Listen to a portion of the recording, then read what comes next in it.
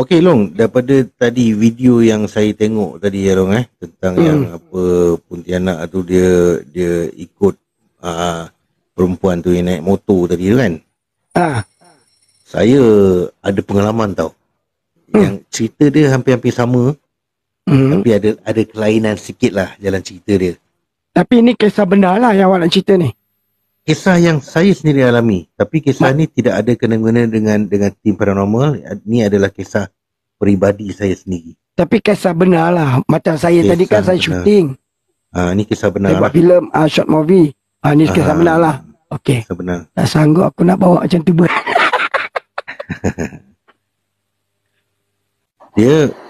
Dia masa kejadian tu kan, dia berlaku sekitar dalam tahun 2017. 2017. Masa tu saya masih bekerja dekat PJ kan. Sehingga sekarang pun saya masih bekerja dekat area PJ lah. Tapi masa tu saya tinggal di di Bukit Subang. Saya ada menyewa satu apartmen di Bukit Subang di Shah Alam. Masa tu seorang ya. Masa tu saya bekerja shift petang daripada pukul 3 petang sehingga 11 malam. Jadi waktu 11 malam saya akan melalui Federal Highway ya. Federal Highway menuju ke Shah Alam lah. Sampai dekat sampai dekat yang jalan kita nak pergi ke stadium tu, apa nama, Batu Tiga ke? Batu Tiga lah. Okey, Batu Tiga kan. Kalau belok ke kanan tu ke arah stadium kan. Okey, kalau kau datang daripada mana? Daripada Federal Highway, daripada PJ. Okey, kalau daripada PJ, bermakna kalau kau naik jambatan, kau naik Federal, kau naik flyover tu, kalau ke kanan kau nak pergi stadium. Kalau ke kiri nak pergi Kilang Gula, betul? Jadi saya arah ke stadium tu lah. Untuk melalui jalan untuk ke highway apa Alah, saya dah lupa. Tapi saya tinggal dekat Bukit Subang masa tu. Bermakna awak masuk NKVE, MK Raja. Okey. Yes, betul. Masa dekat Federal Highway tu, masa tu jalan agak gelap tolong. Jalan agak gelap. Jadi saya ikut jalan kereta. Saya tak ikut jalan motor tau. Sebab apa?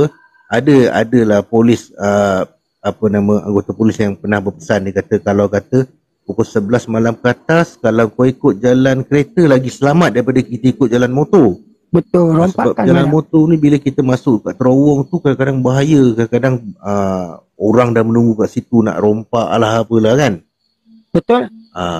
Jadi saya ikutlah jalan kereta sebab memandangkan masa tu kereta pun tak berapa banyak. Jadi masa tu saya bawa motor ES5 tau. Saya bawa motor ES5. Lepas tu tiba-tiba motor saya ni jadi macam berayun tau. Berayun seolah-olah macam ada benda yang menumpang, yang membonceng dari belakang tau. Kan? Saya pun heran, apa pasal motor aku ni berayun macam aku bawa orang ni kan. Sehingga kan saya dekat Gatri Highway long. Gatri. Saya akan melalui highway Gatri untuk menghala ke Bukit Subang. Jadi sampailah di Gatri Highway tu, jalan lagi gelap long.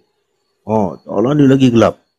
Jadi masa tu motor saya masih lagi berayun. Masa saya melalui Gatri Highway itulah, setiap kenderaan yang lalu dekat tempat laluan saya tu long setiap kenderaan yang lalu mesti bunyikan horn. Pon, dia bunyikan horn. Jadi saya pun rasa heran lah. Kenapa ni diorang ni bila lalu je dekat aku ni mesti bunyikan horn. Kan? Saya raba-raba kat belakang, tak ada apa pula kan. Tapi motor tetap berayun macam kita bawa orang. Motor ES5 kalau kita bawa orang kan rasa macam berayun, berayun je kan. Betul. Jadi sampai di Bukit Subang tu, saya ni tak singgah mana-mana kau tahu. Saya tak singgah mana-mana, saya terus balik rumah. Bila saya dah buka pintu rumah, masa tu tengok anak isteri dah tidur lah kan. Saya pun mandi. Lepas tu saya masuk bilik, tengok anak isteri tengah tidur. Jadi masa tu anak seorang kan, anak pun masih kecil lagi, baru dalam setahun rasanya umur masa tu. Anak saya lah. Jadi lepas saya mandi tu, saya pun cium anak saya. Sebelum tidur tu saya cium anak saya. Jadi bila saya cium je anak saya terus bangun, terus menjerit, menangis. Lepas tu dia muntah. Dia muntah, tiba-tiba dia muntah, tak pasal-pasal dia muntah. Lepas tu dia macam macam meraung lah, macam menangis, tak berhenti-henti sampai mata dia naik ke atas. Masa tu awak balik,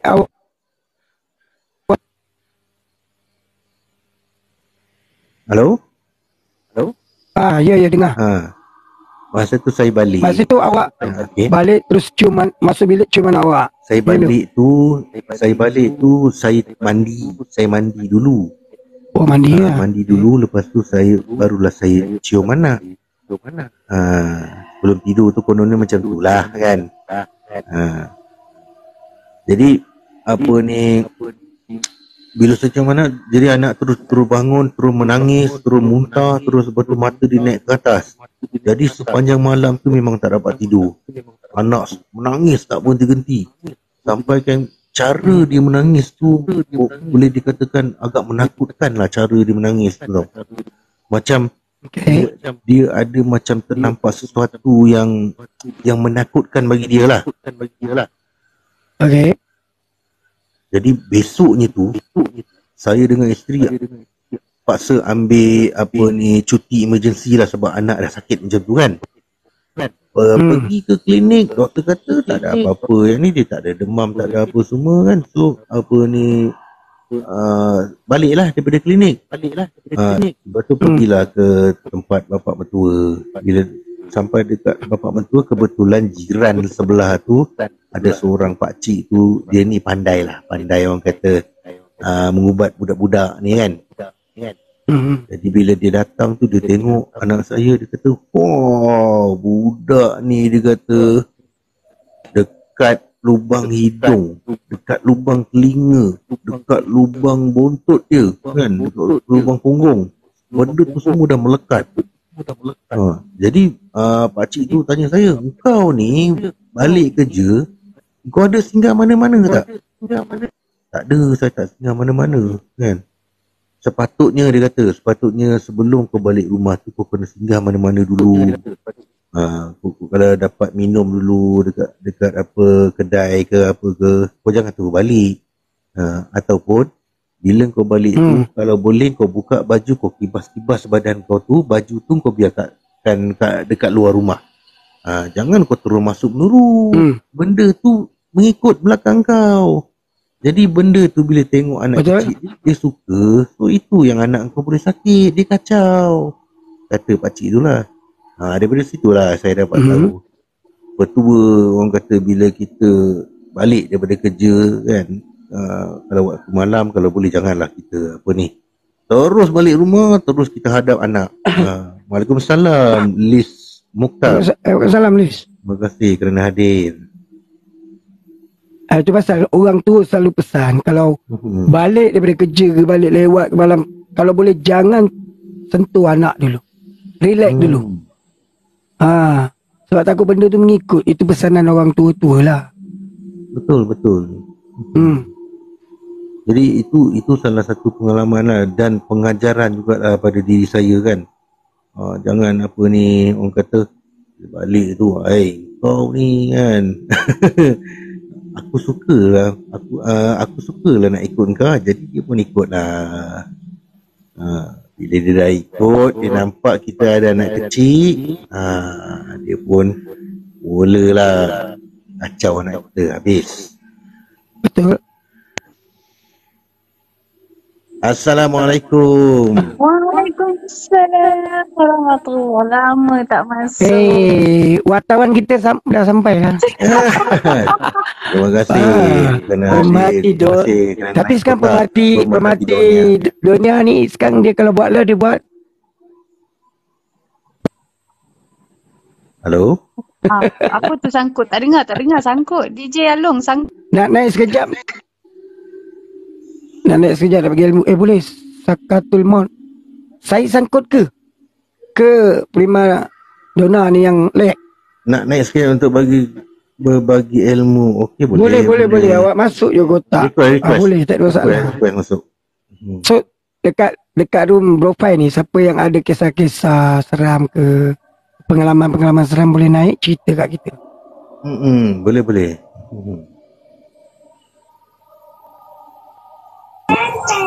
Assalamualaikum warahmatullahi wabarakatuh.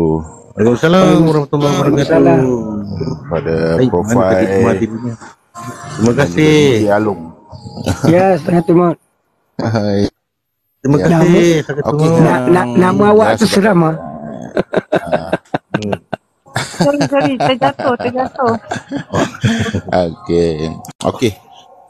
Bagi saya sebagai orang kata pengamal perubatan Islam, tapi sebelum ni memanglah buat perubatan Islam, tapi lah ni mungkin saya dah insya-Allah lah saya orang kata berhenti, tapi jika perlukan saya akan buat insya-Allah.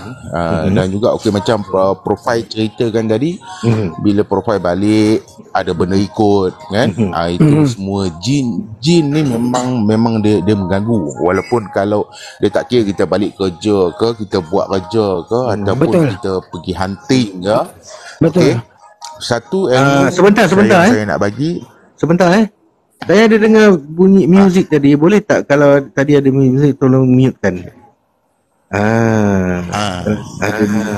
Okey, terima kasih. Alright, okey, silakan saudara. Teruskan. Okey. Aduh, sekejap. Allah, dah lama dah tak main TikTok ni, nak buka kamera pun tak tahu orang-orang dah. Boleh bagi dekat, boleh bagi dekat bahagian apa ni yang ada dua kepala ni. InsyaAllah. Okey, Alhamdulillah. Okey. Bila setiap kali kita nak keluar rumah ataupun kita nak melakukan hunting apa, buat macam ni. Baca dalam surah Yasin, wa'ajana wa baidihim wa saddaw wa jana wa salam. Pusing lawan jam. Pusing lawan jam, jangan ikut jam. Pusing lawan jam sebanyak 7 kali.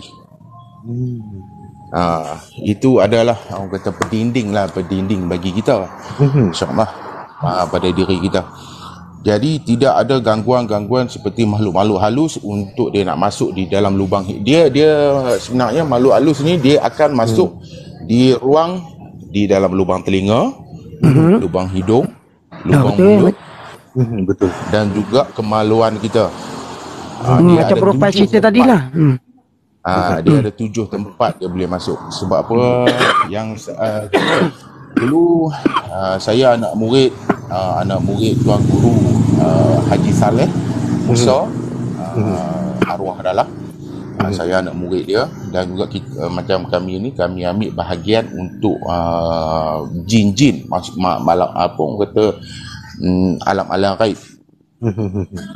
Jadi kalau untuk kalau orang mai jumpa saya kata nak buang batu karang, tak boleh. Kita tak boleh buat. Kalau kata kena rasukan ke, kena apa ke, insya-Allah kita akan cuba bantulah. Ini ada soalan daripada Tuan Tulip, katanya lubang bulu roma dia masuk tak? Lubang bulu roma dia tak boleh masuk. Dia tak boleh masuk. Dia akan masuk ini yang terbuka ni. Yang open lah. Hidung, telinga. Telinga, mata. Kadang-kadang bila orang kata makhluk halus ni, jin ni, dia ni sebenarnya dia bagi saya dia ni bodoh sebenarnya. Dia ni kita kena pandai tipu muslihat dia. Kena pandai banyak tipu. Contohnya apa yang saya pernah lalui, kita buang saka hantu raya. Okey, sebelum kita nak buang saka hantu raya tu, dia umur orang tua tu lebih kurang dah 86 tahun. Tapi kalau kita tengok dalam keadaan memang dia tu dah meninggal. Tapi bila kita pergi tengok pada zahirnya tu, dia tak meninggal lagi. Betul. Masih boleh bercakap kan, boleh bercembang. Dia kata hamai buat apa ni, apa semua. Tapi dalam proses yang kita untuk pembuangan, beli jagung, kita rebuskan dulu jagung tersebut. Okey. Kita rebus jagung tersebut, dah rebus jagung tersebut, kita bawa pergi jumpa dia. Sekarang ni aku nak pisahkan, dia ada ayat-ayat dia lah untuk kita ruqyah, untuk kita buat perjanjian dengan dia. Dan juga kita bawa benda tu, ikutkan kita sekali, pergi satu tempat yang agak berjauhan pada orang dan juga orang yang tak pernah sampai di situ. Kita tanam jagung yang kita rebus tadi tu. Selagi jagung ni tidak tumbuh, selagi itulah hang tak boleh balik. Okey. Bila siapa ni Sakatul Maut cakap pasal jagung, saya ada tengok satu movie, movie Cina tu, jangan pandang belakang ke apa. Dia orang buat, dia ambil cerita kisah macam perubatan yang sebenar lah. Cara dia macam ni lah. Dia tanam jagung. Ada kita ambil jagung seperti kacang hijau, tapi kacang hijau tu nak yang mati kan, jangan yang hidup. Tapi kadang-kadang benda ni apa yang kita buat, kita tak boleh nak war-warkan ataupun war-warkan pada orang lain. Kadang-kadang kita ni kena pedajal dengan orang lain. Okey, ini ada soalan rebus tak boleh tumbuh. Jagung dah rebus boleh tumbuh ke, dia tanya? Tak boleh. Tak boleh tumbuh. Tak boleh. Tapi kadang-kadang kita kena pedajal dengan orang. Jagung yang kita tanam, yang tempat yang sama, jagung yang kita tanam yang tak boleh ditumbuh, kadang-kadang orang dah tahu tempat tu ada jagung, dia cabutnya jagung tu, dia bubur jagung yang hidup. Itu satu masalah tu. Itu satu masalah kan. Okey, macam kata profil tadi yang kata diikut, tapi kalau kita pandai, insya-Allah, kalau kita ada jumpa dengan benda macam tu, ambil satu ranting kayu yang dah patah, yang tak boleh hidup lah, kita pacakkan ke tanah kan, tapi kita kena berdepan lah dengan makhluk lah. Kita pacak, okey, hang jangan ikut aku lah ni, hang ikut kayu ni. Selagi kayu ni tidak tumbuh berdaun, selagi itulah hang tunggu kayu ni. Macam itulah perjanjian dia. So dia akan tunggu lah. Dia takkan ikut kita lagi. Okey, soalan daripada Tuan Tulip, dia kata kenapa kena tanam jagung rebus? Kenapa kena tanam jagung rebus? Okey, jagung rebus bila kita dah rebus, maknanya sel-sel dalam jagung tu semua dah mati. Okey, jadi bila dah mati, dia takkan, orang kata dia takkan fresh lagi, Maknanya semua sel tu akan mati, dia akan kecut sampai dia kering. Maknanya itu adalah salah satu tipu muslihat untuk jin ni lah, atau pusaka ni lah, supaya dia tak kembali pada tuan dia balik kan. Ya, betul. Dan pada waris.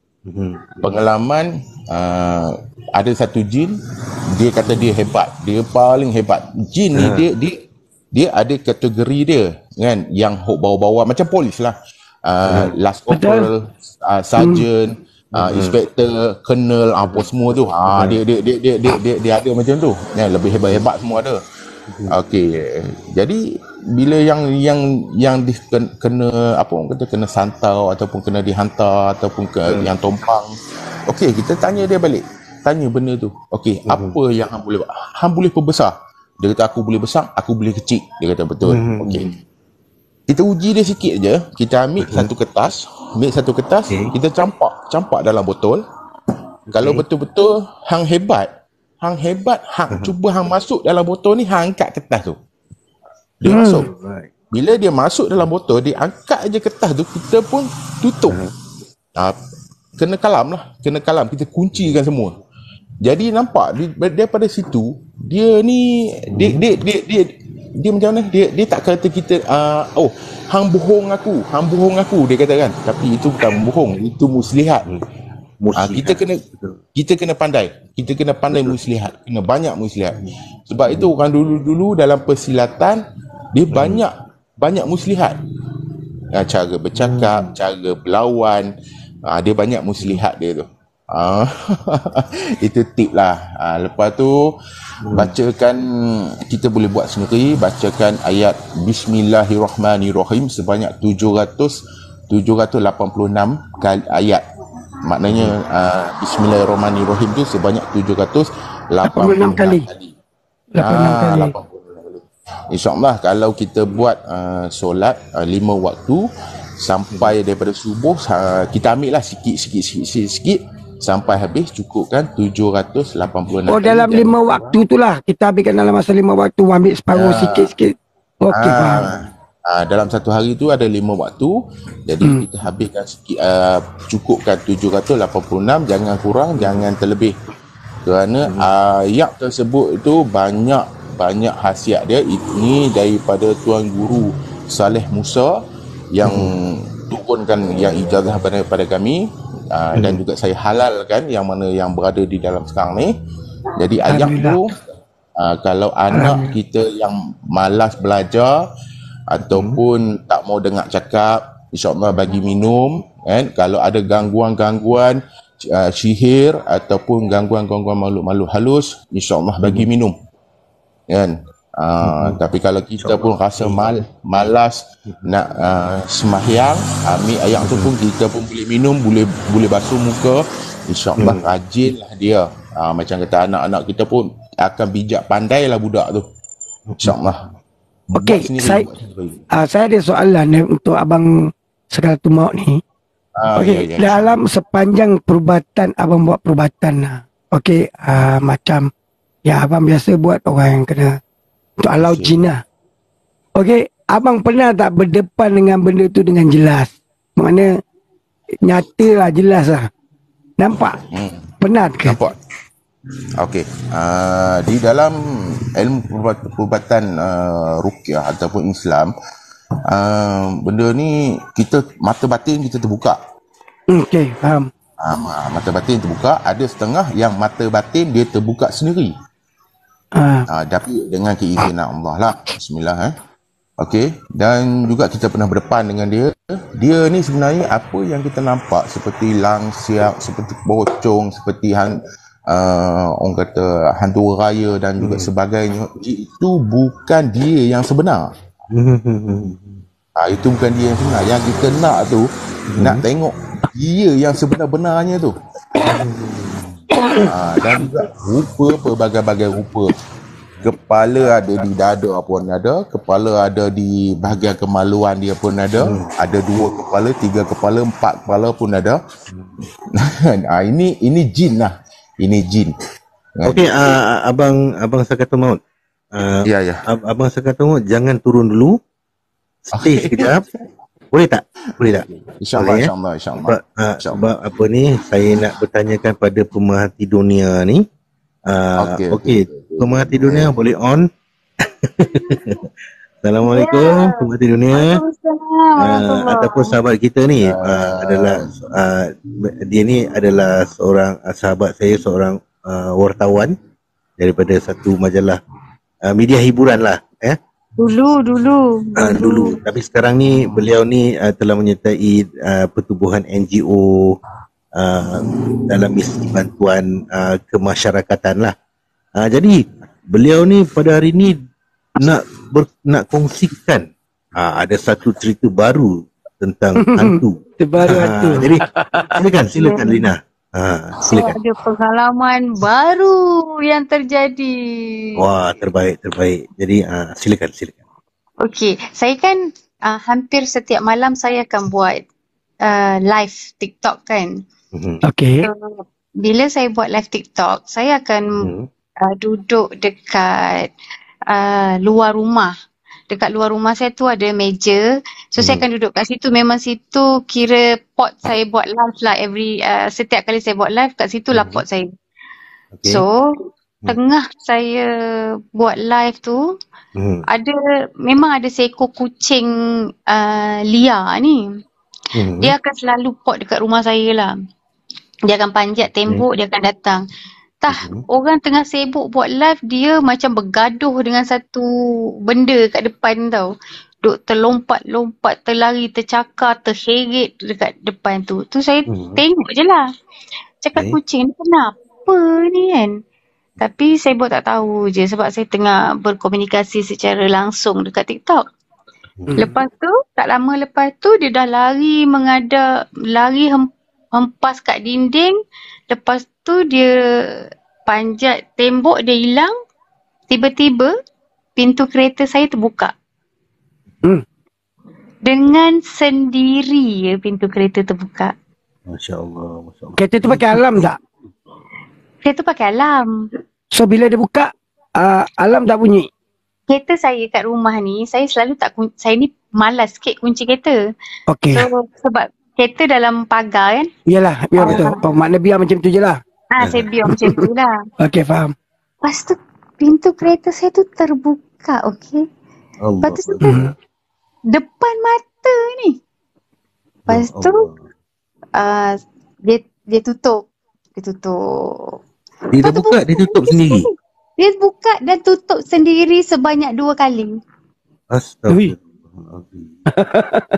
Tenaga apakah yang yang boleh membuka dan menutup pintu tu? Ya, aku cakap dah kenapa ni.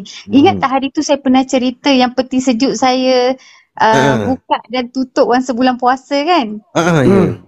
Ya, lepas tu dah tak ada tau. Tak ada dah, kacau-kacau semua dah tak ada. Ini jadi balik dia main pintu kereta pula. Allah. Lepas tu saya pun mana tu? Buat tak reti lah. Buat tak reti sebab kita tengah live. Saya kata kau ni dah tak ada benda lain nak main selain pada pintu kan. Lepas tu buat tak reti je. Tapi benda tu bukanlah saya kata dia tak menakutkan atau dia menakutkan. Tidak. Cuma saya tak layan lah. Cuma apa yang saya nak cakap, dia pintu kereta saya terbuka dengan sendiri, terbuka dan tertutup sebanyak 2 kali. Tapi setakat itu je lah dia kacau. Benda tu memang hairan lah. Memang benda tu memang pelik lah. Tepat kalau pukul 12 malam. So tapi awak biar je lah. Tak ada buat apa-apa. Tak malah lari masuk ke dalam. Tak ada lah. Stay juga lah. Saya stay layan je TikTok.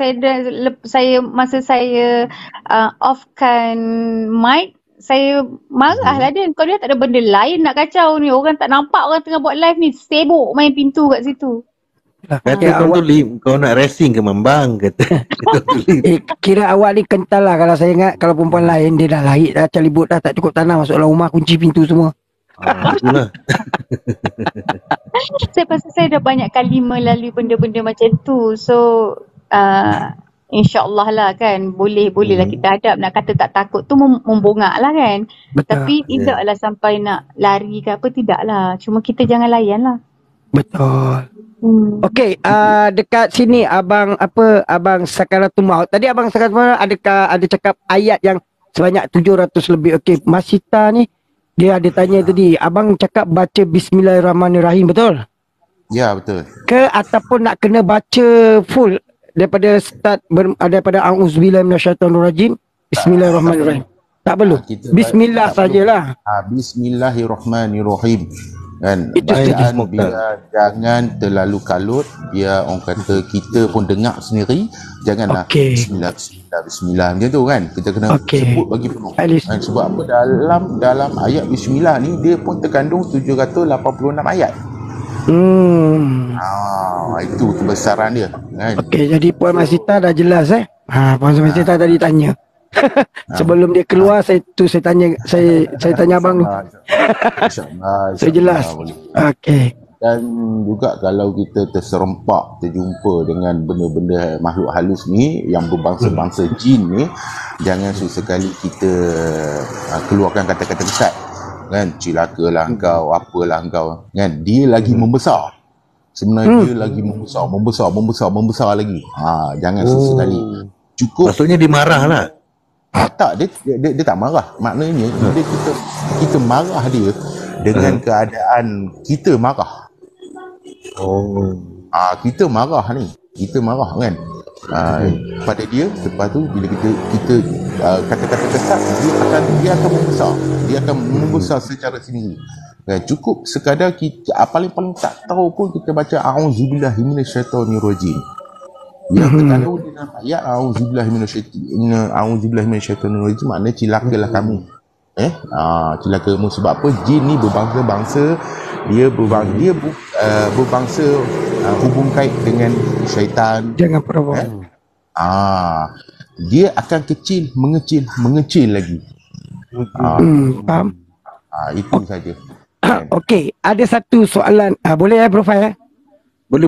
Okey, ada satu soalan orang kata soalan cepuk mas. Okey, mungkin saya kalau tu mau ni biasa selalu main TikTok, mungkin ada termasuk live budak-budak paranormal yang sekarang ni. Okey. Setiap malam kalau sekarang tu tahu pun tengok kadang-kadang setiap malam diorang buat setiap malam diorang akan nampak macam-macam hantu. Tetapi yang jadi muskil kadang saya marah jugalah diorang ni. Kenapa? Sedangkan okey, kita tahu perubatan Islam dia menggunakan ayat-ayat suci untuk menghalau, betul? Ataupun jin, betul? Tetapi budak-budak ni setiap kali buat paranormal, daripada awal sampai akhir ayat suci Al-Quran diorang baca dengan keadaan terpekik, terlolong. Lepas tu setiap kali diorang baca ayat-ayat Quran ni, dia dah ibarat macam memanggil benda tu. Dia orang baca ayat ni, keluar benda Allah ni. Dia baca ayat ni seolah macam ayat Al-Quran ni, dia orang gunakan macam bila diorang baca ayat ni, benda tu akan datang. So apa pendapat sekarang tu mau? Pendapat sebab kitab untuk memanggil makhluk-makhluk halus ni memang ada, tapi saya tak pastilah sama ada jual di mana-mana, saya tak pastilah. Macam yang kami dapat ni daripada tuan guru kami sendiri, kalau kitab tu nama dia Jamatul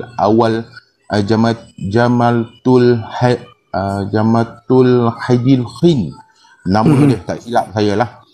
Okey, dalam kitab tu dia terkandung kita nak hadirkan makhluk gaib ni dalam masa 1 jam, 2 jam, setengah jam. Kita boleh panggil kan, sebab lama tu kalau kita nak berhadapan lah, kalau nak berhadapan dengan dia orang ni. Okey, dan juga sebenarnya macam kata geng-geng hunting ni, tak perlu kita nak baca ayat Nabi Sulaiman, tak perlu. Yes. Kalau betul-betul kita nak kita hadap seorang-seorang. Betul. Itu baru betul-betul. Kata tak perlu bila kita jumpa auzubillahi minasyaitonirrajim, sedangkan kita yang mencari. Sedangkan kita yang mencari, bukan dia yang cari kita, kan? Okey, macam kata yang puan tadi ni, jadi yang katakan dia buat live tiba-tiba bunyi benda-benda tu memang ada. Macam Puan Lina, bro profile ataupun Along ataupun Puan Lina ni tengah buat satu cerita tentang cerita seram.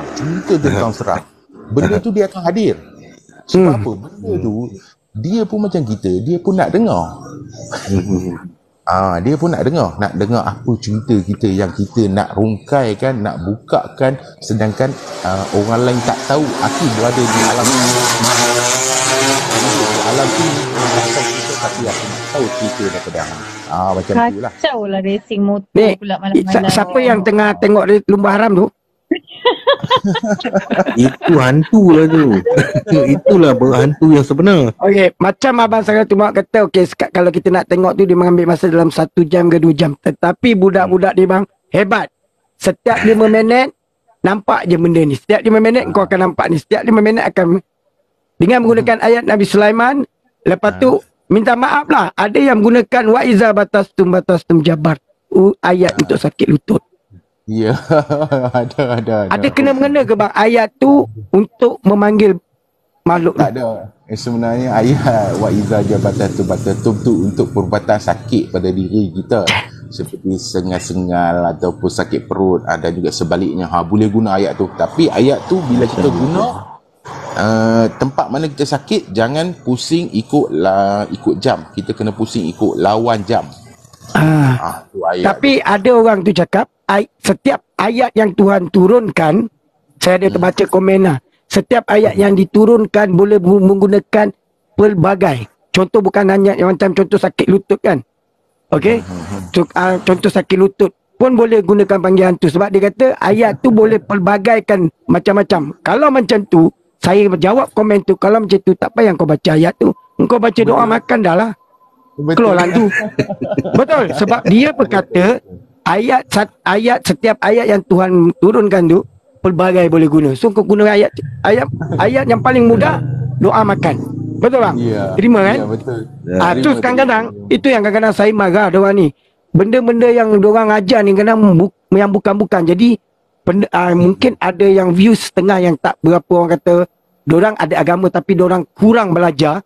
Diorang sampai percaya apa yang diorang terang tu. Jadilah makin lama kita yang tahu benda ni, kita perbetulkan dia, malah kita balik dikecam, dimaki hamun. Contoh, saya dulu banyak kali dah, sebab tu saya dah malas nak melayan dah sekarang ni. Saya balik dikecam, dimaki hamun. Zaman-zaman dekat live sebelah lah.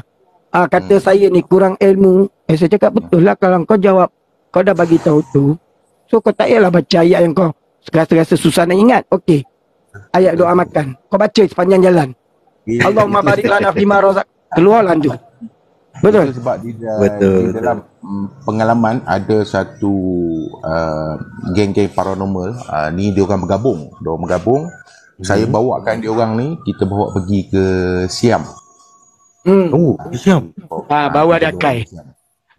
Bila saya bawa dia orang pergi ke Siam, di tempat tu, nama tempat tu Patalong. Nama tempat tu. Okey. Patalong ni, tempat tu memang banyak ilmu black magic lah. Ilmu santau, so berbagai-bagai. Dan juga di dalam ada satu tempat tersebut, dia buat patung, berbagai-bagai rupa patung. Bagai-bagai rupa perempuan, ada lelaki, ada apa-apa segala lah patung dalam tu. Dia ada lebih kurang dalam 38 patung dia ada dalam tu. Jadi tempat-tempat tu untuk si pengamal ilmu hitam ni, dia telah mati, jadi abu dia ditanamkan di situ. Dia tak boleh tanam di tempat-tempat biasa ni. Di situ memang betul-betul lah, tempat tu memang kawasan perkampungan, boleh katakan perkampungan jin lah di situ.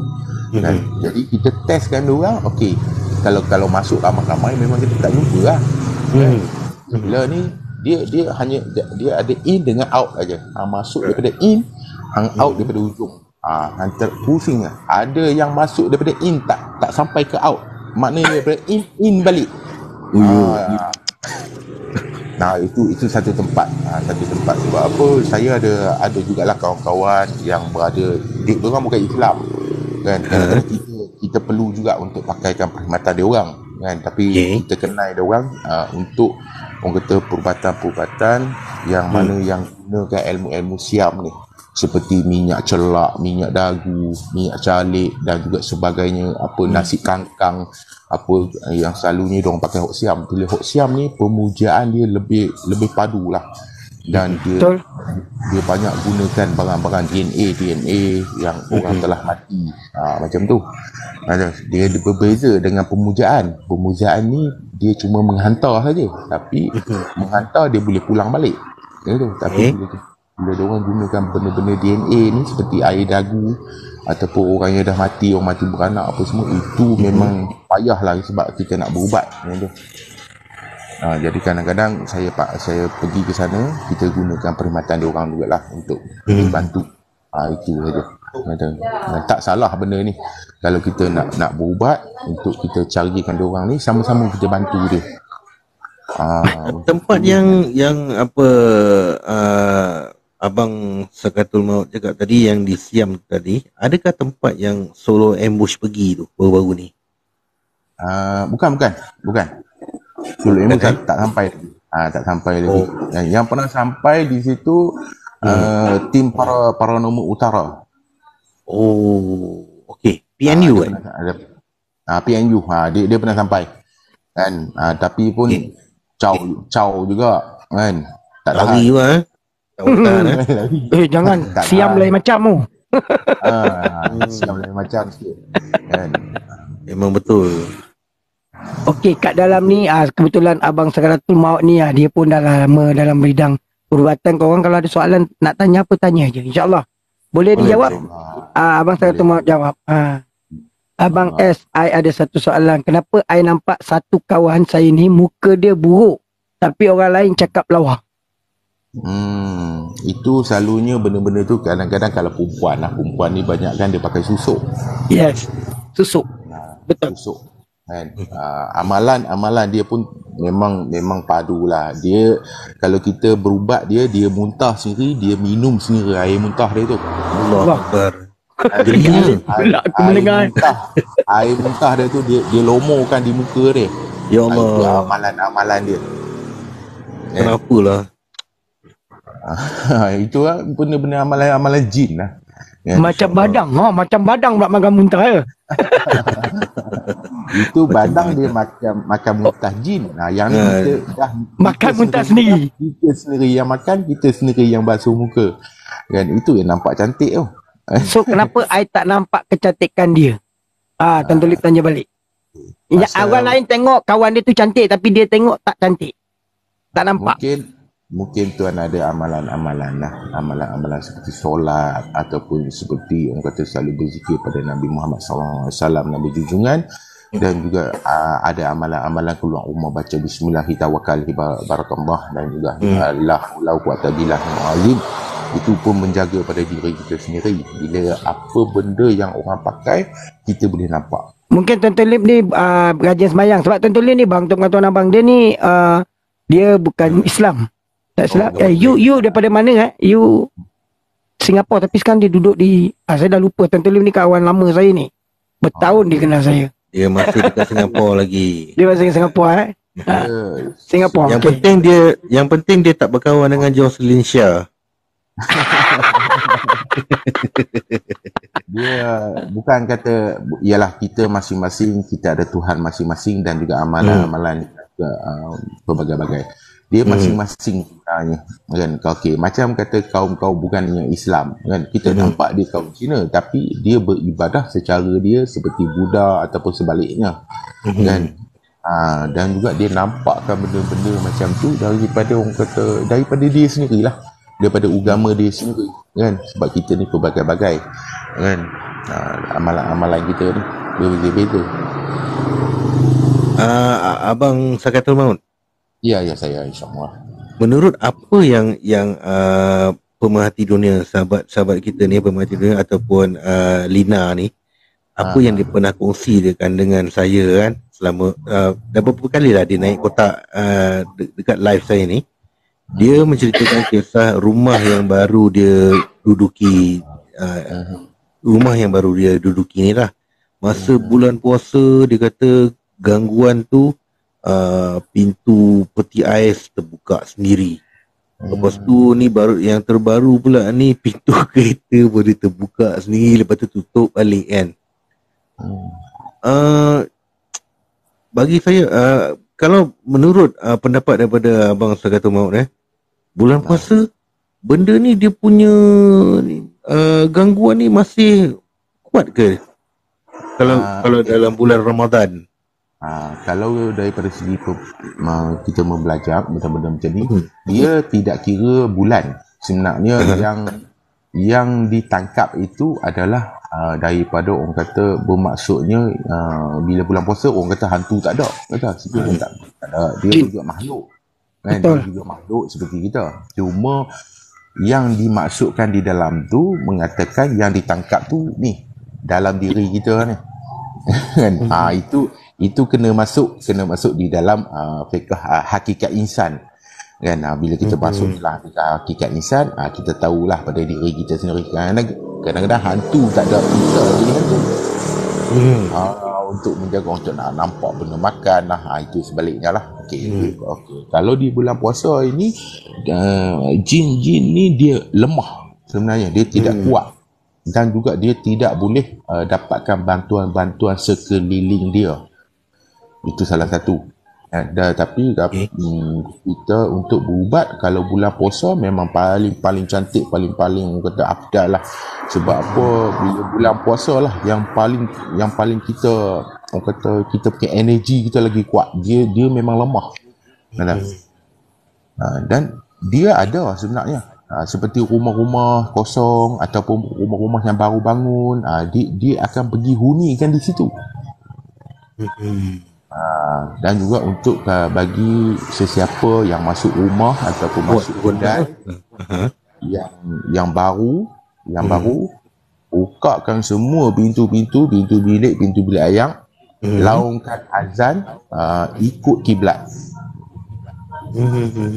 Laungkan azan. Okey, bila laungkan azan dan juga ada orang kata kita setting lain, kita buat ruqyah sendiri, bacaan daripada garam kasar ataupun ayak, ataupun paling tak tahu pun pergi ambil lah 7 kolah masjid ayak orang ambil semayang tu, pergi ambil 7 kolah masjid 7 kolah 7 kolah, taruhkan di dalam spray tu, spray lah insyaAllah, spray dalam rumah kita tu insyaAllah. Sebab apa, gangguan di dalam rumah ni berbagai-bagai. Kerana 2-3 pagi kita dengar orang main guli kan, tahu guli ya, bunyi keteng, orang tarik meja kan, orang berjalan kan, itu semua gangguan ni lah kan. Ada tak petua yang untuk kita dapat detect adanya jin yang duduk dekat rumah kita ni? Okey, kalau betul-betul untuk dapatkan detect diorang ni, bila kita nak tahu diorang ni ada tak ada dalam rumah kita, kadang-kadang kita tengah duduk ataupun kita tengok laptop, tiba-tiba kita terlintas di hujung mata kita satu kelibat yang sedang lalu. Kelibat ataupun jatuhan guli, keteng, ataupun orang tarik meja, orang tarik kursi. Dan sebenarnya kita pergi ke dapur tengok, tak ada apa pun kan. Itu gangguan lah di dalam rumah tersebut. Ya, saya setuju. Kan, cubalah dapatkan buat ayat ruqyah sendiri, bacakan Al-Fatihah sebanyak 11 kali, 3 kul sebanyak 7 kali, dan juga bacakan ayatul kursi sebanyak 11 kali. Kalau yang paling padu lagi, paling mujarab, bacakan ayat surah Yasin ataupun surah Al-Baqarah untuk buatkan ayat ruqyah lah kan, untuk kita nak buat mandi, buat rumah kan, dan juga sebagainya. InsyaAllah dengan ayat-ayat tu lah kita boleh hindari lah. Okey, kita ada satu soalan yang terlepas ni. Siapa ni? Okey, Liz, dia tanya, sekiranya kalau terjumpa minyak dagu, apa yang patut kita buat? Sama ada ditanam ataupun bakar macam tu je? Minyak dagu, oi, macam Risau tu dengan minyak dagu. Okey, saya bagi satu orang kata cerita lah tentang minyak dagu ni. Kalau orang pergi ambil minyak dagu ataupun minyak calik ni, minyak ni dia tak boleh masuk rumah sebenarnya. Bila tambah-tambah lagi ada anak-anak kecil, ataupun anak adik ke anak kita ke anak siapa pun, benda tu dia akan sentiasa mengikuti kita. Bila kita letak di dalam rumah tu akan pasal panas. Selalunya orang yang ambil minyak-minyak macam ni, dia tak masuk rumah, dia akan gantungkan di atas pokok rumah dia. Selalunya berjaga-jaga di waktu hujan petir. Petir tu dia akan sambar benda tu. Dan dia akan sabar benda tu. Sebab apa, benda tu kan benda yang tak elok. Dan mana kalau dia sambar tu memang rosak lah tu benda tu kau tak boleh pakai lah. Bukan rosak lagi, pecah petir kan, kilat lah, orang kata kilat benda tu. Dan juga kalau terjumpa dengan minyak macam ni, saya syorkan jangan tanam ataupun jangan dibakar. Sebab apa, benda tu memang tak hapus. Haruskan ditaruhkan di dalam botol ataupun buang ke laut. Jangan buang di dalam sungai. Kerana dalam sungai takut orang tahu jala, nanti dia terbuka benda tu. Buang ke laut terus, ataupun tepi pantai ke, buang lah kan. Dia akan ikut arus benda ni. Jadi Syam Petala ni kata, ni petua orang tua dulu-dulu. letak penyapu kat pintu belakang rumah atau depan rumah? Okey, sebenarnya Daddy Syam tu dia jawab soalan Tuan Telip tau. Tuan Telip dia ada tanya, kenapa petua orang dulu suka letak penyapu lidi belakang pintu? Itu soalan dia. Ini soalan macam ni. Kadang-kadang orang dulu dia ni banyak petua-petua dia. Kadang-kadang Betul. untuk mudah mengambil ataupun mudah kita mencari penyapu tersebut. Tapi ada baik juga. Tapi daripada segi ilmu ni pun kadang-kadang rumah kita termasuk benda ataupun orang kena rasuk. Kadang-kadang penyapu lidi tu kalau kita tarik seurat, kita lurut ada bacaan dia. Dia sendiri dia akan bagi tahu. Dia akan bagi tahu di dalam firasat kepada perubatan tersebut. Kan benda ni masuk ikut mana, siapa yang hantar. Kan? Sebab apa? Penyapu lidi ni dia asal dia daripada apa? Daripada pokok. Kan? Daripada pokok. Betul. Pokok, orang kata pokok nyok lah. Pokok nyok ni kan daun nipah dia tinggi. Mengalahi habis pokok-pokok lain. Jadi maknanya aku duduk di tempat tinggi, aku boleh pantau hampa ni duk buat apa bawah-bawah ni. Contohnya macam itulah. Dan juga sebagainya, bila orang yang buat benda-benda macam ni pun dia banyak memakaikan kuasa-kuasa alam. Kuasa-kuasa alam ni pemujaan dan juga sebaliknya lah. Untuk dekat jin tak suka macam apa ni, Macam sial untuk depa katanya. Wallahu alam. Itulah maksudnya tadi katakan kita tak perlu mengatakan kata-kata kesat kepada makhluk-makhluk jin, kerana dia orang ni pun makhluk seperti manusia juga kan. Cuma beza dia, kita siang dia malam, kita malam dia siang. Itu aja. Okey, maksud Daddy tu orang tua cakap dia ibarat macam katalah penyapu lidi tu dia ibarat macam dia bukan cakap jin tu sial, tidak. Dia ibarat macam jin, benda tu tak suka, ibarat macam sial lah bagi jin tu. Macam kita tak boleh dipukul dengan penyapu sebab orang kata apa, sial. Ada ibarat macam tu. Ada ibarat. Itu ibarat macam tu. Betul lah Daddy? Sebab kalau ikutkan tulisan dia tak apa nak faham, tapi saya cuba faham. Nenek saya dulu buat dari daun anyam ketupat. Penyapu. Macam petua orang dulu lah kata kan. Dia petua orang dulu memang banyak. Contohlah macam kalau perasan lah, kita dulu kecil-kecil waktu maghrib, waktu maghrib kata dia tak bagi anak dia main waktu maghrib, dia cakap lah, kau jangan main maghrib nanti kena suruh hantu titik. Macam-macam. Kau jangan main kat pokok pisang, nanti apa, macam sebenarnya dia tak nak bagi anak dia main waktu maghrib, suruh balik waktu malam. Sebab dah nak malam. Dia kadang-kadang petua orang dulu-dulu ni kadang pelik. Bila orang dengar, betul ke ada hantu titik? Sebenarnya tak, dia cuma nak menakutkan anak dia supaya, sebab hari dah malam, so balik rumah. Saya dulu kecil-kecil selalu ditakutkan macam tu lah. Nenek saya kata, atuk saya kata, kau jangan main waktu maghrib, suruh dia hantu titik. So berfikir ada kan hantu titik. Dulu anak dara masak di dapur menyanyi kan. Betul. Yes. Lambat kahwin apa. Lambat kahwin. Tidur bangun lambat, jangan sampai helang lalu langkah kau, tak laku. Padahal anak dara sekarang bangun sampai ke petang pun ada. Laku je. Itu dia petua. Dia petua. Dia banyakkan petua. Betul.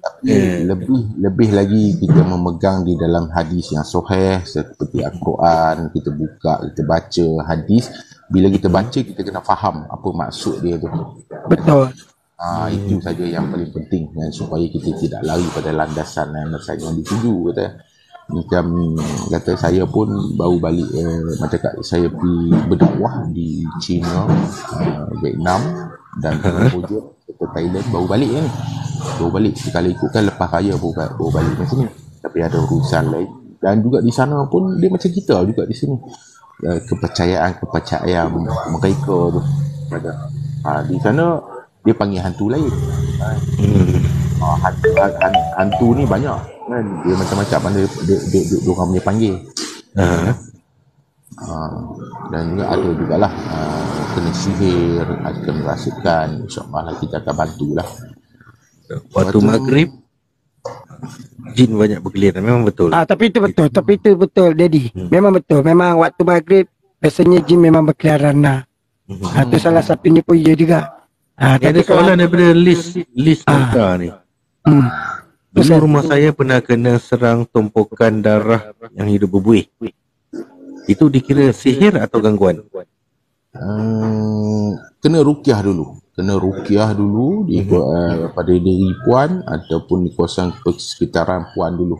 Kalau kita nak tahu selebih lanjut, ambil satu ayat,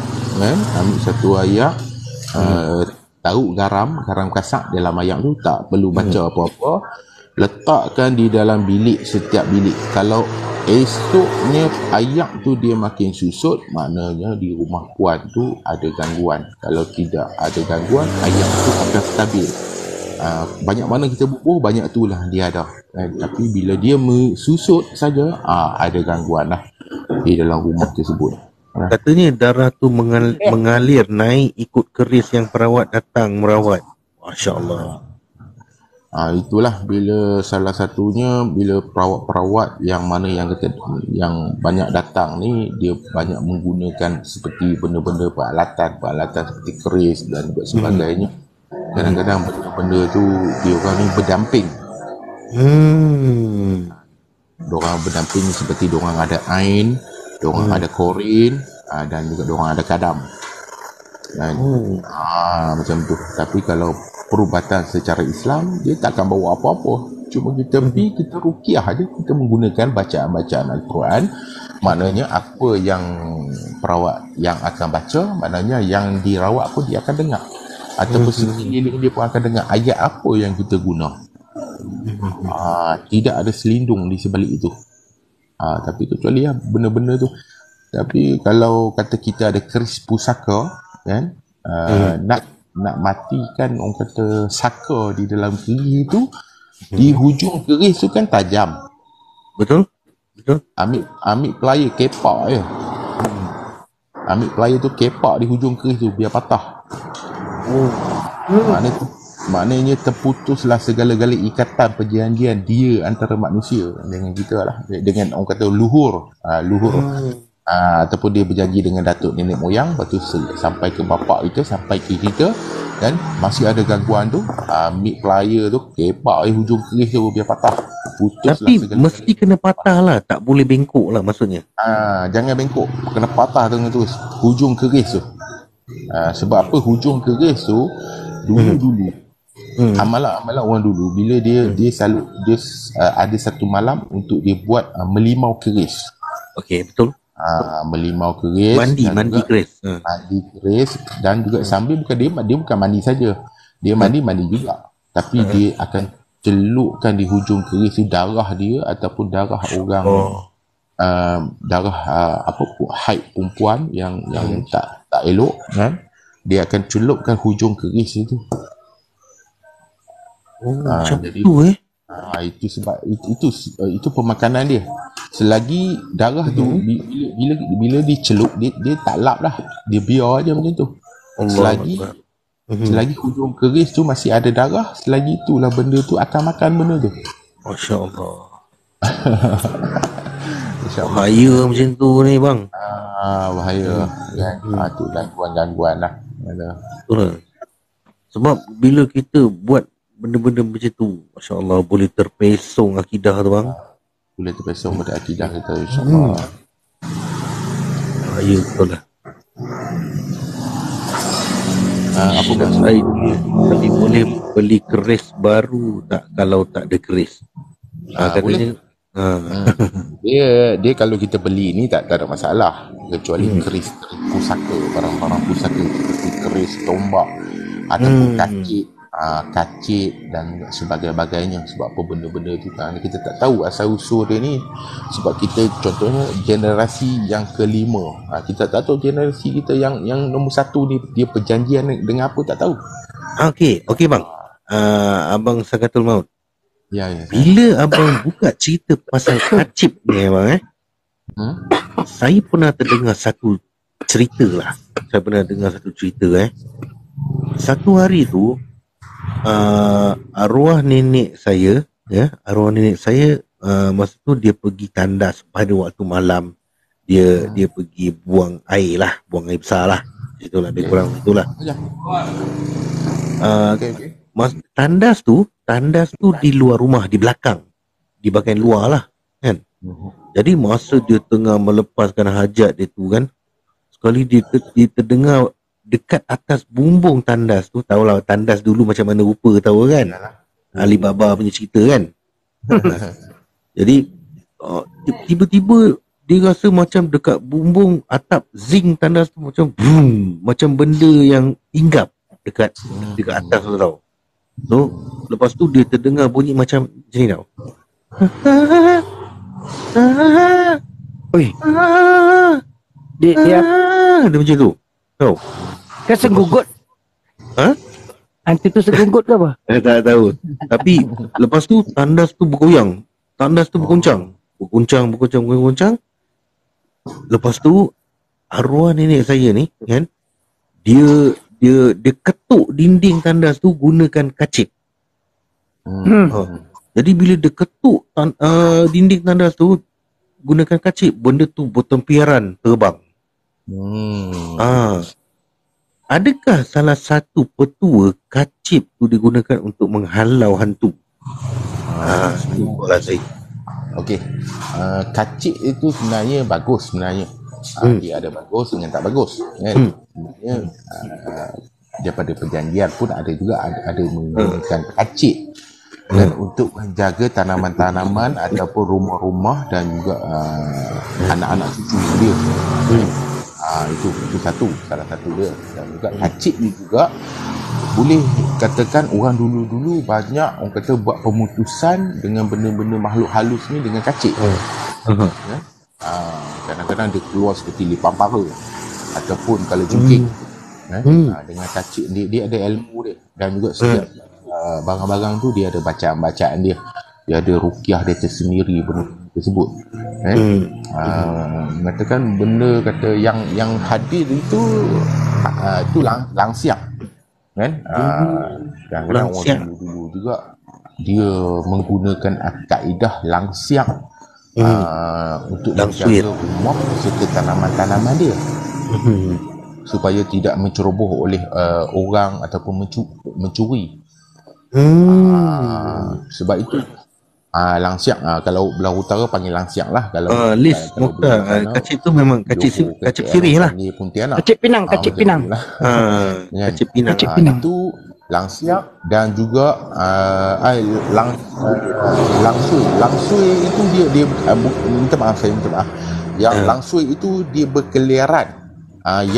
Yang selalu orang bela ini pelesit. Pelesit nama dia. Tapi dia adik-beradik kepada langsiang juga. Itu pelesit nama dia. Pelesit. Pelesit selalu orang yang bela ni adalah pelesit.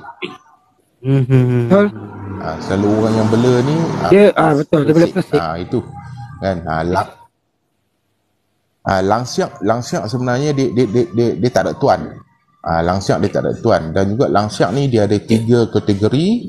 Yang pertama, yang kalau kita tengok yang pakai baju berwarna putih itu memang dia tak ada tuan kan? Dan juga dia tak ada apa-apa, dia hanya ganggu-ganggu orang lah. Dan juga yang kedua, dia langsiang pakai baju dia tu berwarna merah. Maknanya manusia pernah pakai perkhidmatan dia untuk menghantar orang kata seperti busung ataupun sebagainya, dan dia pernah mematikan orang. Itu bajunya berwarna merah. Dan juga yang siap yang ketiga, dia memakai baju seperti daun gundi tu berwarna coklat. Itu selalunya berada dengan kalau di Perlis ni ada satu burung, nama dia sintak nama dia. Dia bersama dengan burung-burung ni lah. Dia selalunya berada di kawasan bukit-bukit, hutan-hutan tebal. Dia ada 3 kategori. Macam langsiak ni pun, macam pelesik dia tak ada 3 kategori. Pelesik ni dia hanya membela, orang membela dia. Oh, macam tu Okey, DJ Along. Ada tak apa-apa soalan lagi untuk apa ni? Saya rasa saya tak ada soalan kot. Boleh tanya view. Saya rasa apa yang saya dengar penjelasan daripada Abang Sakaratul Maut ni jelas. So apa yang soalan-soalan daripada view pun jelas. Dia ada kategori macam kunti merah, hitam, putih dekat Indon. Dia ada. Apa ni tadi kata Assalamualaikum Wan Tiger. Ingatkan Kacip Fatimah itu lain. Siapa yang cakap Fatimah ni? Atau tulip ni buah hal lah dia. Kau jangan buat hal. Kacip Fatimah tu minum. Yang ni kacip Pinang. Ni hari dah malam ni. Kau jangan cerita pasal Kacip Fatimah. Lain. Kadang-kadang benda-benda perjanjian ni banyak. Bukan setakat Waalaikumsalam Wan Tiger. Ataupun seperti sanggul, pencucuk sanggul. Pencucuk sanggul tu itu daripada Mak Yong. Daripada Mak Yong ataupun daripada Thailand kan. Dia ada luhur dia tu. Dia ada pelbagai jenis sebenarnya. Jin ni sebenarnya dia suka benda-benda besi-besi ni. Sebenarnya kan. Tambah-tambah lagi perak. Dia cukup suka kan. Dia suka duduk situ. Bila dia cucuk sanggul orang jaga dia sebab apa, jin ni makhluk benda yang dia suka kepada benda-benda orang kata logam. Ada. Sekejap Ada kat Semenanjung je tu. Oh, Wan Tiger ni okey. Wan Tiger ni dia pun salah seorang perubatan Islam juga ni. Betul. Dia perawat. Wan Tiger ni. Hai Ton. I bukan perawat. I pencakai. Yalah. Sorry. I mencelah. I nak tanya satu soalan. Okay. Dulu waktu umur I macam belasan tahun lah, I pernah pergi rumah satu kawan I ni, dia maknya tau. Okay. So satu hari ni sebelum dia keluar, dia nak pakai makeup kan.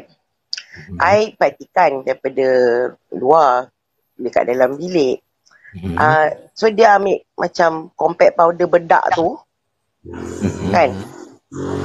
Habis dia macam tak tahu apa yang dia buat lah. Dia macam ada baca-baca, dia tiup-tiup, tak apa yang dia buat. Sebab I kat luar je, I tak dengar apa yang dia baca.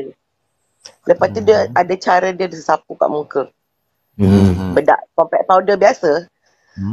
So tapi orang dia ni, dia tak ada pakai macam makeup. Walaupun dia maknya, dia tak payah pakai macam makeup tebal-tebal. Dia punya muka natural beauty tau. Very beautiful. So my soalan is this like macam like tadi kan I cakap pasal kenapa kawan I tu muka dia buruk tapi orang dia cakap muka dia lawa. Tak cukup kan. Habis yang ini apa pula yang dia pakai compact powder ni? Tapi I nampak muka dia lawa, I tak nampak muka dia buruk. Okey, dia sebenarnya itu dia bukan susuk. Itu amalan juga. Amalan apa yang dia terima daripada guru dia ataupun amalan apa dia terima keturunan dia, luhur dia sendiri kan. Okey. Benda tu dia akan buat satu orang kata macam orang law ni lebih faham ni, dia panggil ritual lah. Kata untuk menaikkan seri wajah dia kan. Kita tengok cukupnya 1 bulan purnama 15 hari, maknanya bulan mengambang penuh. Waktu bulan naik itu dia ada bacaan dia terpandangnya bulan tu, bagaimana hang tengok bulan itu penuh, macam itulah muka aku yang hang tengok berserinya. Bagaimana hang tengoknya aku, begitulah hang tengok bulan tu, orang kata cerah dia tu kata. Okey.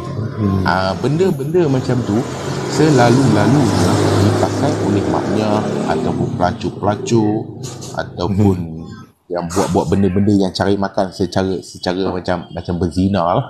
Kata. Dia akan pakai benda-benda tu kan. Kalau belah-belah Thailand ni, Danok, Padang Besar, Macam dia bukan katakan di sini saja, di macam kata Indon lain, Filipin lain, kan? Untuk mendapatkan pelanggan dia tu, memang kita tengok dia cantik, kan? Tapi cuba kalau kita bacakan dengan ayat Bismillahirrahmanirrahim pun boleh juga, kita akan nampak wajah dia sebenar dia dengan model sebenar dia. Itulah kan. Serta Okey,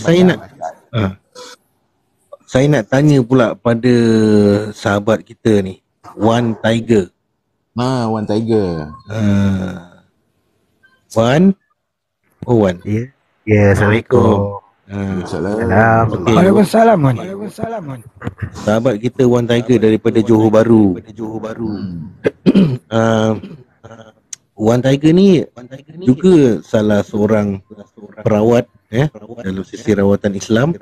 So Wan, nak tanya pada awak lah Wan, dalam sesi-sesi rawatan ni ada apakah sesi rawatan yang paling brutal yang awak pernah tangani? Okey, bismillahirrahmanirrahim. Alhamdulillahirrabbilalamin. Wassalatu wassalamu ala asyrafil anbiya'i wal mursalin wa ala alihi wa sahbihi ajma'in. Okey, yang paling brutal yang saya pernah alami, peristiwa tu berlaku, kalau tak salah saya 4 tahun ke 5 tahun lepas, di mana sewaktu sedang membaca ayat ruqyah kepada pesakit, badan pesakit terapung beberapa kaki daripada lantai. Uish, insya-Allah. Macam tu pula. Badan dia terapung beberapa kaki daripada lantai. So maknanya selama ni cerita orang putih yang saya tengok, cerita Exorcist tu memang bukan dusta lah semata-mata. Betul lah. Sebab awak dah alami ya. Sebab kita dah pernah alami. Iyalah. Dia pernah terapung beberapa kaki. Lepas tu selepas dia terapung tu, dia terbalikkan badan dia, dia merangkak, dia melekat kat dinding. Oh my God.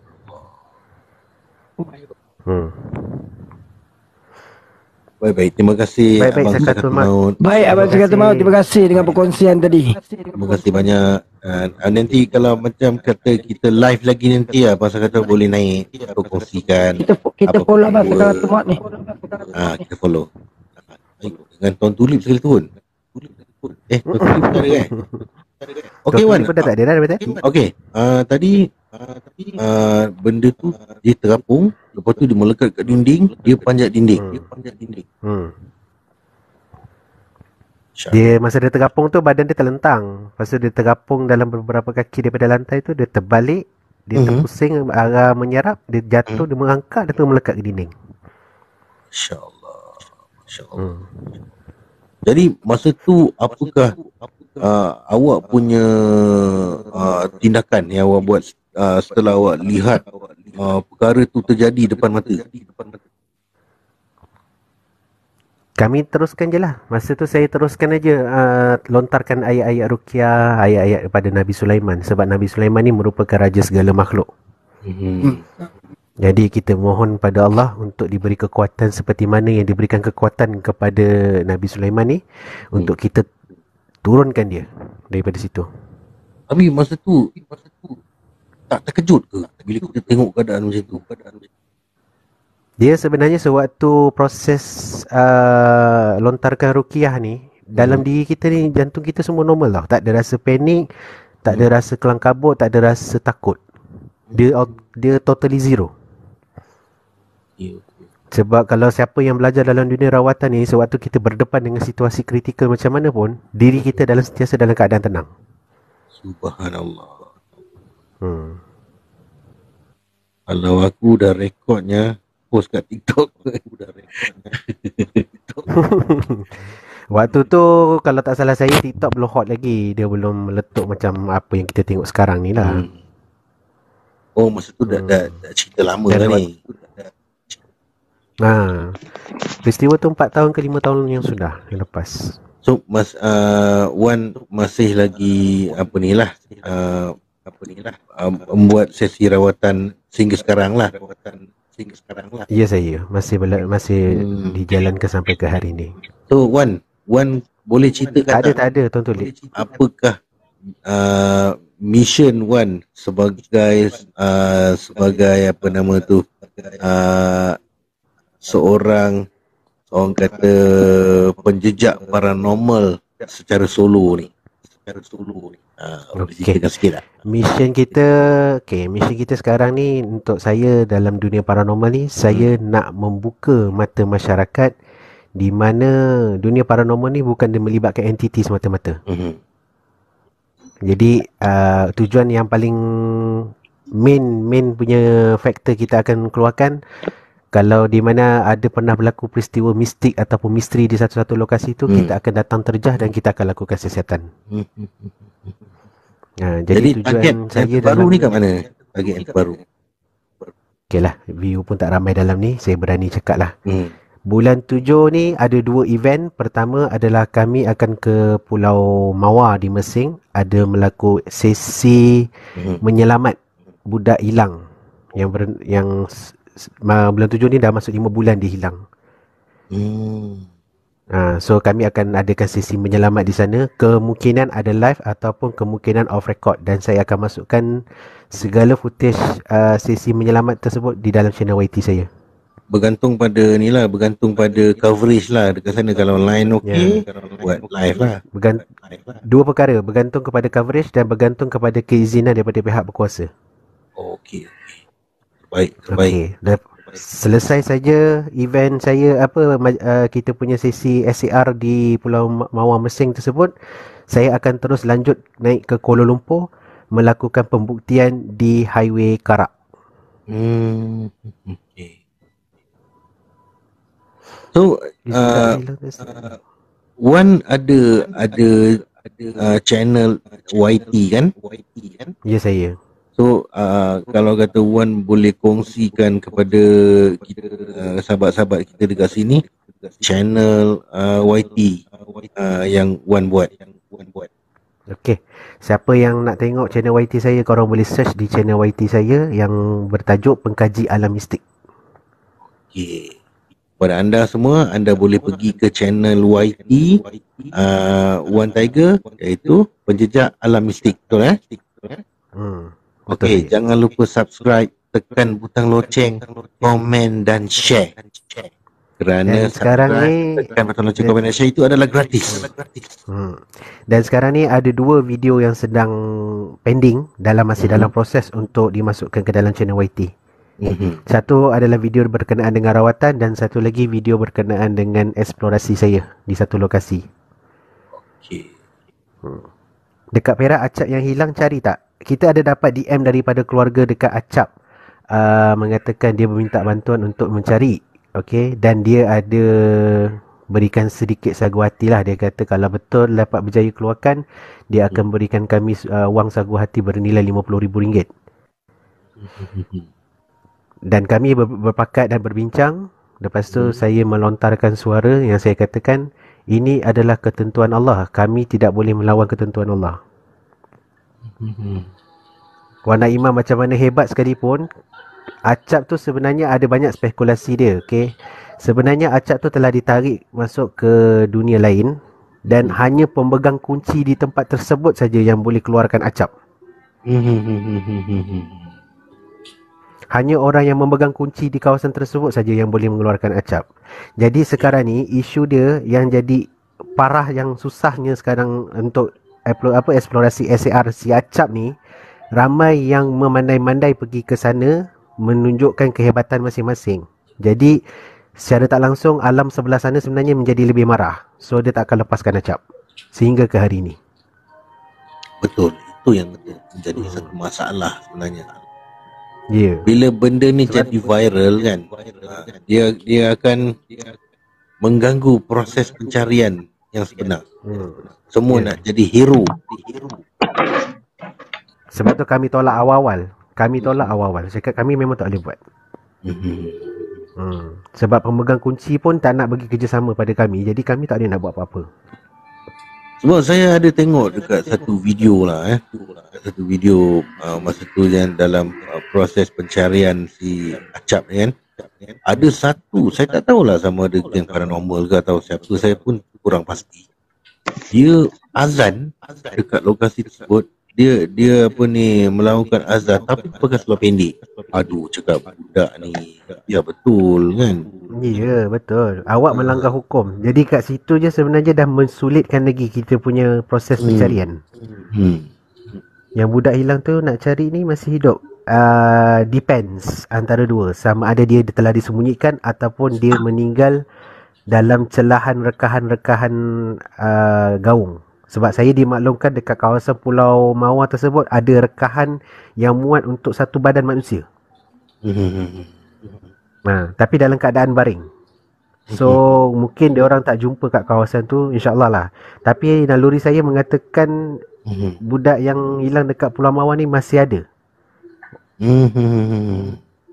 Masih ada. Jadi saya lagi bertambah semangat dan insya-Allah lah dengan izin Allah kemungkinan kita akan jumpa beberapa petunjuk ataupun kesan-kesan lah. Ya. Okey, saya mencelah pasal acap tu Okey, kat sini mungkin Bro Fai tak tahu. Okey, saya salah satu sahabat baik kepada Denny Lang, iaitu abang kandung Acap. Saya pernah berjumpa dengan dia, saya pernah duduk stable dengan Sisas untuk mencari dia lah. Yang mencari dia Angah ZND, kalau pernah dengar CEO Panda, lepas tu Stoner, mereka pernah selalulah ke sana. Memang setiap bulan diorang akan teruskan pencarian. Masih lagi mencari. Bulan puasa pun orang mencari. Okey, apa yang diceritakan oleh Abang Acap semeja dengan saya, macam-macam orang kata apa, orang yang datang buat spekulasi. Ada yang inilah, ada yang kata Acap dah kahwin dengan orang sana, Acap lari ke Indonesia. Okey, memang dia orang terasa lah, terkesan lah, macam-macam cerita lah dia dengar. Sebab satu yang rasa tekilan dia bila orang cakap Acap apa berkahwin dengan bunian, tak nak balik. Sedangkan Abang Acap kata macam diorang ni cuba fikir yang Acap ni dah ada isteri dan anak. Apa perasaan isteri dia bila orang cerita pasal tumahan macam tu. Dan lagi satu ada yang kata Acap lari ke seberang. Ada perempuan Indonesia. Dan Abang Acap kata dia tanya saya satu soalan. Setiap kalau kita nak ke mana-mana sekalipun, kau nak ke seberang ke apa yang benda penting yang kita selalu bawa? Pengenalan diri kita, betul? Dokumen lah. Okey. Beg Acap dan juga IC Acap memang ada dalam kereta, tak beranjak. Dia tak bawa, memang dia memang orang kata kalau nak pergi mana-mana dah tentulah dia kena bawa IC. Betul? Sebab benda tu penting, dokumentari, benda lain tak bawa tak apa. Okay, macam-macam lah. Ada yang kata Acap makan apa, siput. Okey, sebenarnya siput tu memang ada satu gua yang dinamakan gua siput. Siput ni dulu memang siput tu memang dari dulu memang dah ada kulit siput tu. Okey, sebab tu orang panggil gua siput. Bukanlah siput yang orang kata gembar-gemburkan yang Acap makan siput daripada alam sana. Tak. Macam-macam tumahan lah. Apa yang sampai yang ada yang terbaru. Sebenarnya macam ni nak cerita. Sebenarnya keluarga diorang ni banyak kecewa lah. Ada beberapa ustaz yang buat video dekat TikTok yang mengatakan dia nak menolong keluarga Acap, tetapi kena Abang Acap yang datang ataupun DM dia. Apabila Abang Acap DM mereka minta tolong, sudahnya chat langsung tak dijawab, WhatsApp pun tak dijawab. Seolah-olah macam dia berikan harapan lah pada keluarga. Betul. Sebab tu orang-orang kampung dekat sana, dia memang tak bagi dah sekarang ni perawat ke apa ke yang datang ke sana. Sebab bila datang sana ramai-ramai, macam-macam lah cerita. Ada yang kata ada nampak perkampungan bunian, ada kedai runcit bunian kat kawasan situ. So memang betul. Memang betul. Apa yang Abang Acap cerita tu memang dia tekilan lah. Sebab tu dia sekarang ni rasa macam give up. Sebab banyak sangat orang yang orang kata apa, yang depan memang kau ni macam orang kata baguslah cerita kau ni, kau perubatan, tapi bila orang tu minta bantuan, kau cakap ikhlas, tapi di sebaliknya ada yang minta bayaran. Niat dia dah lain dah. Yes, betul kan. So sebab tu Abang Acap kata tak apalah, tapi setiap bulan kadang-kadang dia tengok, kadang-kadang 2 bulan 3 bulan sekali dia masih lagi mencari tau. Boleh tanya lah. Assalamualaikum, apa cerita ni? Tiba-tiba cerita pasal Acap keluar ni. Boleh tanya ni. Salam. Boleh tanya ni Angah Zendi. Doh, tanya dengan Angah Zendi, dia yang menyertai operasi. Kejap. Ini dalam ni aku cakap kau, dalam dunia banyak perubatan Islam temberang ni. Memang pun. Pakai ni temberang Memang banyak. betul. Angah Siapa lah tu? tahu pasal Acap, pasal macam-macam perubatan Islam, kata itulah sampai dia orang tak Paranormal datang, bersilat, nampak hantu lagi. Sabar. Bawa bertenang. Nanti kan kena ban live aku nanti. Aku jujur, aku pantang pasal cerita Acap ni, aku pantang. Sebab Betul. aku seminggu kehilangan Acap tu, Yeah. aku Acap. betul. Pantang, dah Angah, macam-macam Ya, budak betul. paranormal aku jumpa, dah macam Betul. bomo aku jumpa. Betul. Semua kong kali kong, semua tipu kencing kuat, bersepak. Itu Ya. yang saya ceritakan yang gelap tu, ada yang cakap nampak kedai runcit bunian. Yang buat cerita tu. Kalau siapa nak tahu, Angah sewaktu dia orang pergi eksplorasi, Angah dicop sebagai spy setan Kau rasa bodoh tak bro? Kau rasa bodoh tak? Kan? Datang cakap cari Acap, cakap aku dah nampak Acap kat sini. Betul. Tapi aku tak boleh tarik Acap. Kalau aku nak tarik Acap keluar, aku kena gantikan dengan orang lain. Betul. Aku bawa mapet. Kau tolong tukarkan dia sekarang. Nanti kita deal balik. Sampailah ke tahun 2003, muka pun tak nampak. Kanina Cibai. Oi, sabar. Sabar. Seminggu kehilangan Acap, dia terus pergi sampailah bulan puasa pun orang naik mencari tau. Waktu bulan puasa tahun lepas. Tahun lepas. Acap dah senang. Ya, totally. Tak ada dia. Sekarang ni cerita dia senang bang. Acap ni tidak dijumpai. Engkau tak boleh cakap bunian ambil dia. Engkau tak boleh cakap dia kena colek. Betul. Tak boleh. Engkau bukan Tak siapa-siapa. boleh. Banyak spekulasi. Sebab tu kami masa dapat DM daripada keluarga Acap, kami cakap ni saya tak boleh buat sebab yang ini adalah ketentuan Allah itu sendiri. Paling bodoh, Ha. gua siput tu tempat aku tidur, makan nasi lemak daripada tengah pagi sampai ke malam aku tidur pakai unggun api. Lepas tu aku belah daripada tempat tu, mungkin dah seminggu aku tak masuk. Ada satu bomoh, mana punya bomoh masuk. Dia cakap dia tahu Acap ada kat sini, kena suruh kat sini makan siput babi. Kanina, itu siput lah. Itu saya kata tadi. Ada yang kata Acap makan siput ni lah. Angah tahu memang ada gua siput dekat situ. Memang banyak kulit siput. Bos, Waalaikumsalam. Saya nak bagi nak bagi tahu satu benda je.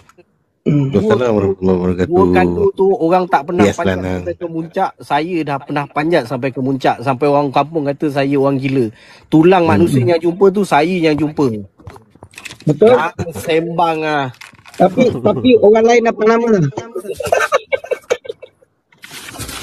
Dah Angah sampai kena cop jadi spy setan, spy jin dekat kawasan tu. Ini jin punya spy ni. Kesian Angah kena tuduh. Sorry kalau ada paranormal kat dalam ni ke perubatan Islam ke kan, kau kena terima apa yang aku cakap. Hakikatnya yang pergi Tak kisah sebab saya duduk di antara dua-dua bahagian. Saya duduk di dua bahagian. Saya paranormal dan saya juga perawat. Tahu semua kong kali kong banyak kong kali kong. Memang saya tak nafikan sebab saya baru ni saya ada dapat satu pesakit. Dia berjumpa dengan bomoh. Dia kata dengan perawat tu, dia kata kalau kau nak tengok apa yang ada kat belakang rumah kau ni, kau pakai aku punya cincin ni, kau akan nampak ni. Cakap apa benda kau ni? Cakap aduh yai. Betul tak? Paling kelakar ada satu aku panggil bomoh. Dia pergi Assalamualaikum warahmatullahi wabarakatuh. seru kan. Adib Zizan. Dia pergi ambil, dia kata ini adalah roh Acap masuk dalam demi badan. Kau pada mana dia? Ini boy ni, Adib Zizan. Kali amat bila tanya nama anak Acap tak tahu, bila tanya nombor motor RZ pun tak tahu. Memang kali amat kong kali kong. Waalaikumsalam Azman. Waalaikumsalam Azman. Iya ngah. Kadang sekarang ni baik perawat ke, baik paranormal ke, banyak yang sekarang yang bukan-bukan.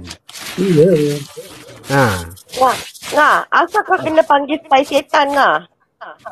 Cerita lah ngah. Cerita lah. Dajjal yang Alah, cerita lah ngah. Aku tak tahu cerita ni. Kau nak aku cerita pasal spy setan ni. Kejap lagi aku cerita. Aku buka air dulu. Kejap lagi aku naik. Kejap ya. Okey, yang nama Adib Zizan ni, dia pun salah satu jugalah yang pergi untuk pencarian acap. Ada orang ni semua pergi. So, diorang tahulah keadaan kat sana. Tu yang saya cakap tadi, banyak perubatan Islam ada kata inilah, itulah. Mengarut-ngarut semua ni. Orang yang pergi je tahu situasi sebenar. Sebab tu kadang diorang ni, minta maaf lah macam saya kata kan. Perubatan Islam ni, diorang ni kadang dia menggunakan nama perubatan tapi diorang ni mengarut. Sebab apa? Yelah, kau nak cakap sesuatu kau tak nak fikir hati keluarga orang. Betul tak? Ya, sebab tu ramai yang DM saya, dia kata, "Bang, abang buat perawat, kenapa abang tak nak buat live?" Ini sebenarnya kalau ikutkan undang-undang pertama dalam rawatan Islam, kau mana boleh tunjuk muka pesakit? Aib. Bukan tu macam menunjukkan aib orang. Betul. Aib pertama. Kedua, kamu menunjuk kehebatan kamu pada orang ramai. Sebab ada satu hari tu, I nampak satu live stream tu, dia buat macam perawatan. Yang buat perawat ni lelaki, yang dia rawat ni perempuan. Makcik lah kan. Habis bila dia merawat tu, macam dia tarik, badan semua mana dia semua dia pegang. I mean, why would you show that in live stream kan? Lepas tu kau baca ayat Al-Quran, lepas tu bila kau nak menarik orang ni, kau pegang dia mana-mana. That is like aib orang tau. Like, aib. Benda ni tak masuk akal langsung. Kata Azma kan, patutnya kalau nak membantu tak perlu nak war-warkan. Bila dah diwar-warkan, dah jadi fitnah. Betul. Fitnah pertama. Yang paling kerap berlaku bila ditunjukkan dalam live, awak secara tak langsung menunjukkan apa yang awak ada. Kehebatan awak. Perlu ke tunjuk? Perlu ke nak tunjuk pada orang? Kan? Satu you tunjuk aib orang tu bila you pegang orang tu, antara dia lelaki ke perempuan, bukan muhrim kan. Nombor dua, kadang-kadang kita tengok cara dia handle orang tu kasar. Sebab orang yang macam kerasukan ke orang yang tengah dirawat ni, kadang-kadang dia menyerap dan jin tu akan ganaskan. Betul tak? Tapi bila kita tengok kat live stream, cara diorang handle ni kasar. Macam dia tarik tangan, dia tarik kaki. And I'm like, kau menyeksa orang tu kenapa? Kata kau nak merawat. Ini ke cara merawat? Actually sebenarnya dalam rawatan ni, awak membaca ayat ruqyah je pun dah menyakitkan tubuh, dah menyakitkan pada yang dalam badan tu. Itulah. Cukup sekadar membaca saja. Macam dia ada 2-3 orang, dia pegang badan makcik ni. Like, kenapa sakitlah makcik tu. Habis sampai makcik tu terbaring kat floor, diorang empat makcik ni. So kalau jadi apa-apa, orang tu sesak nafas, takkan mati. I report dia live tu. Lepas tu I komen lah, oi, apa ni 4 orang nak merawat lah, tak payahlah macam gini, mau terbiak je apa. I komen, oi, orang yang tak sok pun aku kena kecam. Itu biasa. Kan, itu perkara biasa. Sebab tu saya dalam rawatan memang saya tak ada nak buat live. Connect kat stoner Adib Zizan tu, connect kan dia. So dia borak tu. Jadi aku connect. Boy, stoner. Ngunyah aja si ngangah ni. Mana si stoner ni?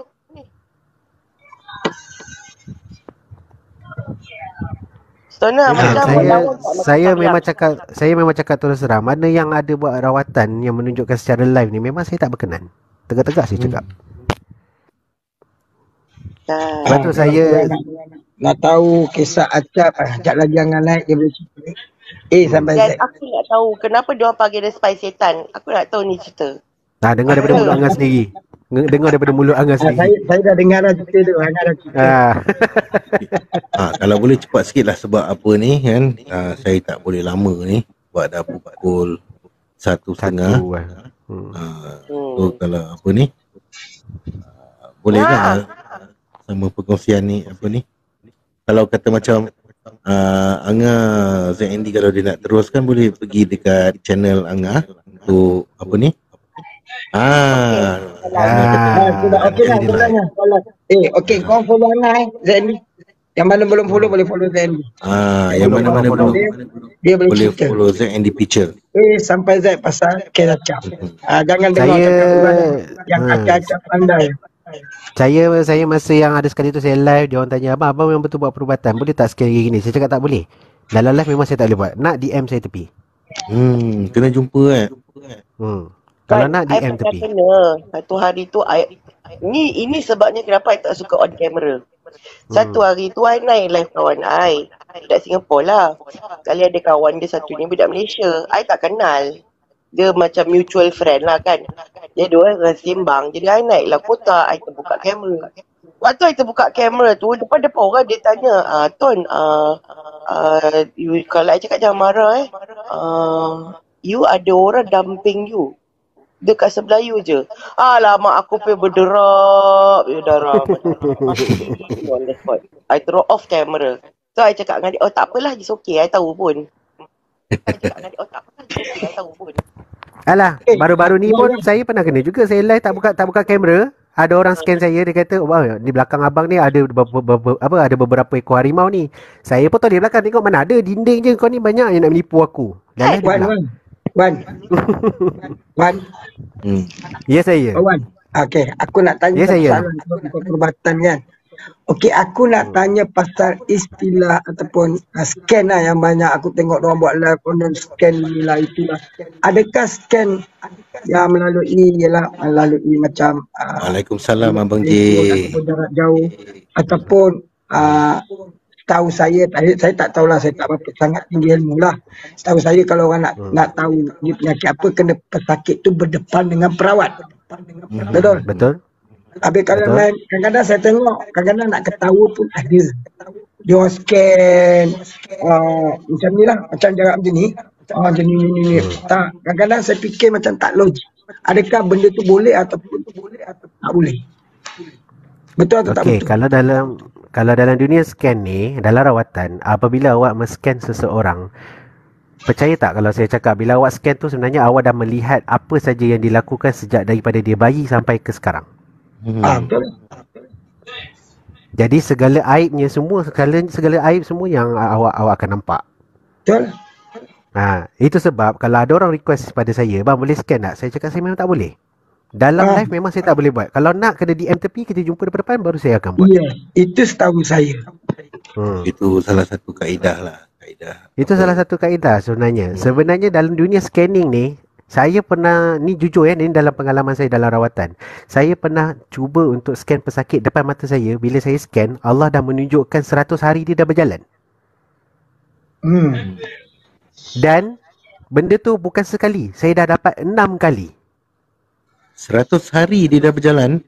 100 hari dah bergerak. Maksudnya dia akan pergi tak lama lagi. Dan benda tu dah berlaku pada saya bukan sekali, dah 6 kali benda tu dah berlaku pada saya. 100 hari dia dah berjalan, mana 100 hari tu dia jalan. InsyaAllah. Bukan sekali 6 kali saya dah kena macam tu. Sampai bila saya sampai bila saya nak jumpa orang, nak scan orang, saya dah jadi takut. Bila saya cakap dah 100 hari dah gerak pada pesakit, nanti orang akan cakap kita, kau ni macam tukang tilik pula, dah tahu orang punya ajal apa semua, cakap. Kan jadi simbol satu fitnah kan. Okey Abang J, Wan ni dia tak makan daging putih, dia makan daging merah je.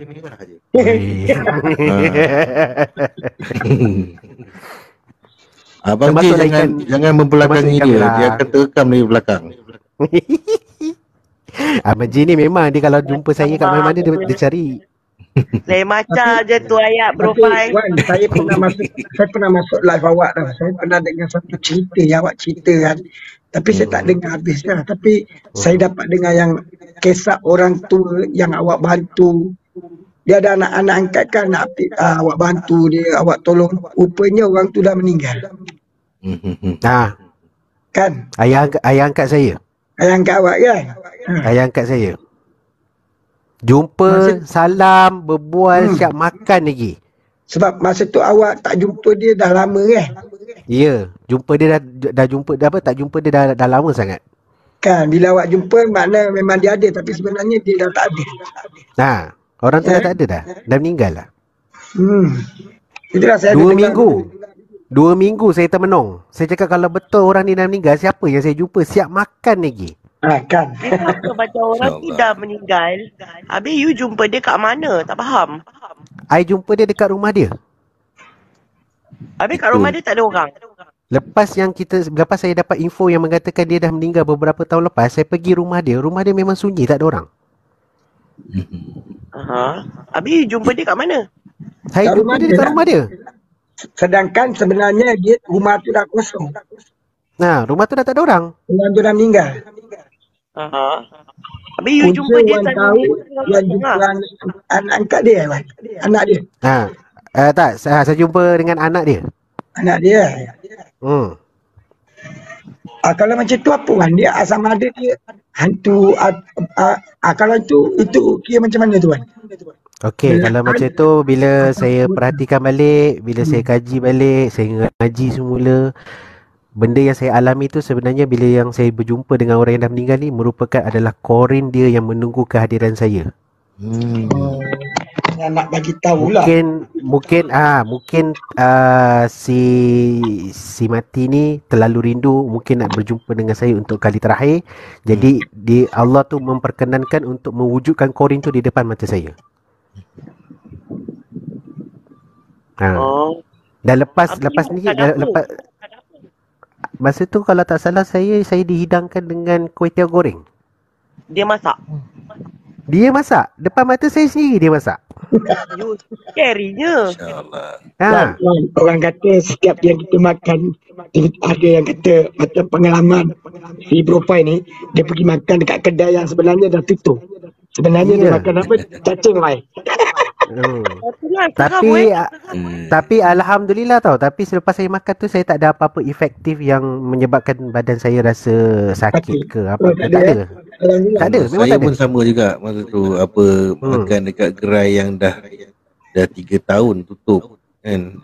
Tapi alhamdulillah lah tak ada apa-apa efek lah. Tak ada, memang tak ada efek. Kocok goreng ada kerang. Tak apa-apa. Kalau kuih tiaw goreng tu kerang tak adalah, tapi memang ada telur mata. Saya masih ingat lagi. Ya, memang saya makan. Real punya saya makan. Bila awak tahu kisah tu, awak tak teringat ke, tak secara automatik teringat ke benda yang awak makan tu? Ya, memang saya teringat.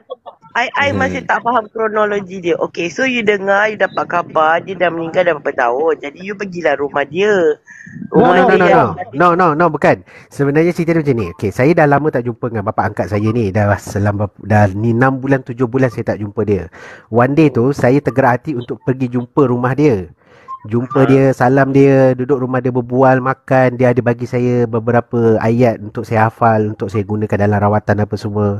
Dan dia tahu saya ada buat rawatan. Jadi dia bagi saya beberapa ayat untuk saya hafal, untuk buat rawatan apa semua. Okey, dah selesai tu, saya pun pulang daripada rumah dia. Selang 3 bulan lepas tu saya jumpa anak dia. Saya jumpa anak dia, berbual dengan anak dia. Saya tanya dengan dia, kau tak jumpa ke bapak kau? Bapak kau dah tinggal 2 orang je kat rumah tu. Kesian dia aku tengok. Kau ni biar betul. Bapak aku tu dah 3 tahun meninggal.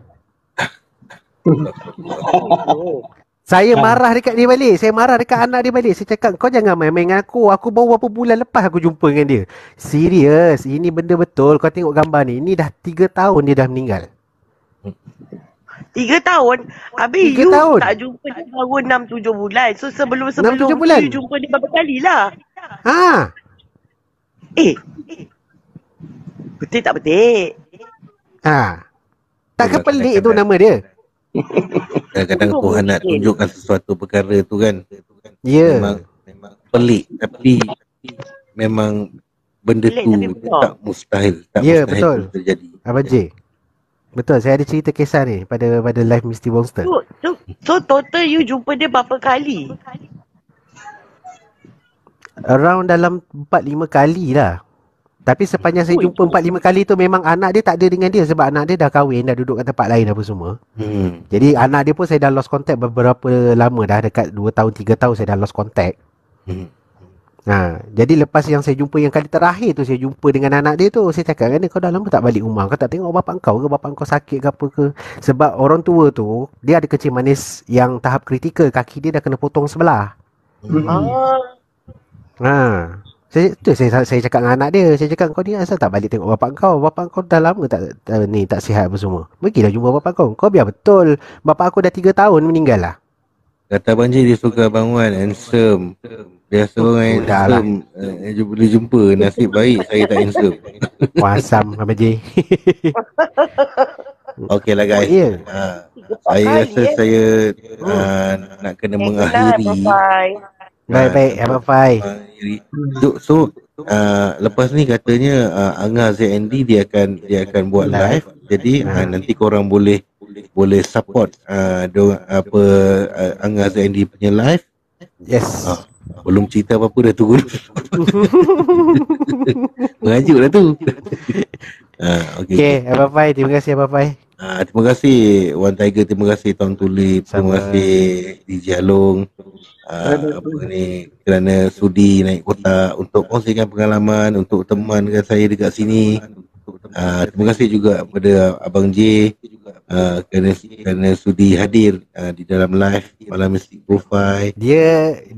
Abang J tu dia regu saya tu, kat mana saya ada dia akan muncul. Itulah Abang J ni pun sejak mula kenal dia selalu support live ni, live saya ni. Alhamdulillah. Okey, insya-Allah minggu depan saya akan live lagi, insya-Allah mungkin hari Isnin ataupun hari Rabu nanti. Apa-apa kalau nampak notification saya on live, dijemput hadir, semua sahabat-sahabat, insya-Allah. Saya pun kejap lagi pun nak siapkan video YT saya. Ada 2 video YT tengah pending . Okey, untuk mengakhiri live ni, Long, saya jemput awak. Long pula, Wan, saya jemput awak untuk bacakan doa penutup, boleh? InsyaAllah, boleh. Silakan. Bismillahirrahmanirrahim. Alhamdulillahirrabbilalamin arrahmanirrahim maliki yaumiddin. Iyyaka na'budu wa iyyaka nasta'in. Ihdinas siratal mustaqim. Siratal ladzina an'amta 'alaihim ghairil maghdubi 'alaihim waladdallin. Amin. Bismillahirrahmanirrahim. Alhamdulillahirabbil alamin wassalatu wassalamu ala asyrafil anbiya'i wal mursalin wa ala ahli wa sahbihi ajmain. Allahumma inna nas'aluka salamata fid din wa afiyata fil jasad wa fiziyata fil ilm wa rahmataka fi rizq wa taubatan qabla al-maut wa rahmatan indal maut wa maghfiratan ba'da al-maut. Allahumma hawin alaina fi sakaratil maut wa najatan minan nar wa afwa indal hisab. Allahumma inna a'udzubika min azabil jahannam wa a'udzubika min azabil qabr wa a'udzubika fitnatil mahya wal mamat wa a'udzubika fitnatil masiihid dajjal. Allahumma rabbana taqabbal minna salatana wa ruku'ana wa sujudana. Rabbana atina fid dunya hasanah wa fil akhirati hasanah wa qina azabannar. Wa sallallahu ala sayyidina Muhammadin wa ala alihi wa sahbihi wa sallam. Subhana rabbika rabbil izzati amma yasifun. Wassalamu ala mursalin walhamdulillahi rabbil alamin. Amin ya Allah. Amin ya Rabbal Alamin. Alhamdulillah. Terima kasih banyak Wan Tiger. InsyaAllah. So insyaAllah pada masa akan datang, insyaAllah minggu depan kita akan berjumpa lagi sama ada hari Isnin ataupun hari Rabu. Nanti apa-apa nanti keluar notification, jom layan. Baik, terima kasih. Okey, terima kasih. Terima kasih Along. Terima kasih juga kepada sahabat-sahabat yang berada di bahagian komen, macam tadi, macam apa, list apa nama tadi tu. Okay, Long. Ni apa Faiz, saya turun dulu. Terima kasih. Assalamualaikum. Baik. Waalaikumsalam warahmatullahi wabarakatuh. Okey guys, kita jumpa lagi. Assalamualaikum warahmatullahi wabarakatuh.